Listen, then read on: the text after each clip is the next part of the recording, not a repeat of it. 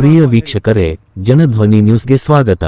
ಚಿತ್ರದುರ್ಗ ಜಿಲ್ಲೆಯ ಚಳ್ಳಕೆರೆ ತಾಲೂಕಿನ ಸಾಣಿಕೆರೆ ಗ್ರಾಮ ಪಂಚಾಯಿತಿ ವ್ಯಾಪ್ತಿಯ ಹೊಟ್ಟೆಜ್ಜನ ಕಪ್ಲೆ ಗ್ರಾಮದಲ್ಲಿ ಹೃದಯ ಕಲುಕುವ ಘಟನೆ ನಡೆದಿದೆ. ರೈತ ನಾಗರಾಜ್ ಅವರು ತಮ್ಮ 1 ಎಕರೆ 7 ಗುಂಟೆ ಜಮೀನಿನಲ್ಲಿ ಬಳ್ಳಾರಿ ಸೌತೆ ಬೆಳೆ ಬೆಳೆದಿದ್ದು ಸುಮಾರು 50,000 ರೂಪಾಯಿ ಖರ್ಚು ಮಾಡಿದ್ದಾರೆ. ಇನ್ನು ಕೆಲವೇ ದಿನಗಳಲ್ಲಿ ಕಟಾವು ಮಾಡಬೇಕಾಗಿದ್ದ ಈ ಬೆಳೆ ಸುಮಾರು 1 ಲಕ್ಷ ರೂಪಾಯಿ ಲಾಭ ತರುವ ನಿರೀಕ್ಷೆಯಲ್ಲಿತ್ತು.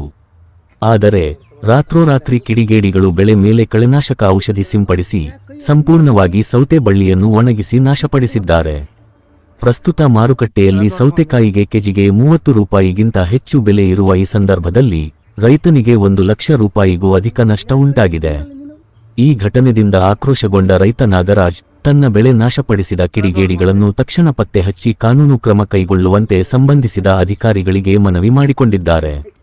ಇಂತಹ ಘಟನೆಗಳು ರೈತರ ಜೀವನಕ್ಕೆ ದೊಡ್ಡ ಹೊಡೆತವಾಗಿದ್ದು ತಪ್ಪಿತಸ್ಥರ ವಿರುದ್ಧ ಕಠಿಣ ಕ್ರಮ ಕೈಗೊಳ್ಳಬೇಕೆಂಬುದು ಸಾರ್ವಜನಿಕರ ಒತ್ತಾಯವಾಗಿದೆ. ಇನ್ನಷ್ಟು ಸುದ್ದಿಗಳಿಗಾಗಿ ನೋಡುತ್ತೀರಿ ಜನಧ್ವನಿ ನ್ಯೂಸ್ ಚಳ್ಳಕೆರೆ.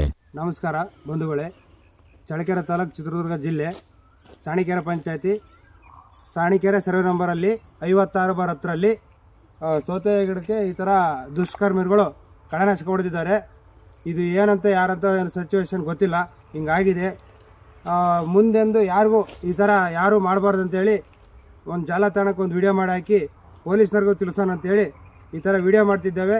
ದಯವಿಟ್ಟು ನನಗಾದಂಥ ಅನ್ಯಾಯ ಯಾರು ರೈತರಿಗೂ ಆಗಬಾರ್ದು, ಯಾರಿಗೂ ಆಗಬಾರ್ದು ಸ್ವಾಮಿ, ಇದೆಲ್ಲರಿಗೂ ಗೊತ್ತಾಗಬೇಕಂತಲೇ ಮಾಡಿರೋದು ವಿಡಿಯೋನ. ದಯವಿಟ್ಟು ಇದೊಂದು ಯಾವುದೋ ಒಂದು ದಾರಿ ದೀಪ ಮಾಡಿಕೊಡ್ರಿ, ಪೊಲೀಸ್ನವ್ರಿಗೆ ಗೊತ್ತಾಗಿ ಜಾಲತಾಣದಾಗ ಅಂತೇಳಿ ಮಾಡಿದ್ದೇವೆ. ದಯವಿಟ್ಟು ಯಾರಿಗೂ ಗೊತ್ತಾಗಬಾರ್ದು, ಈ ಥರ ಯಾರು ಹಿಂಗೆ ಮಾಡಬಾರ್ದು, ಯಾರಿಗೂ ರೈತರಿಗಿಂತ ಅನ್ಯಾಯ ಆಗಬಾರ್ದು.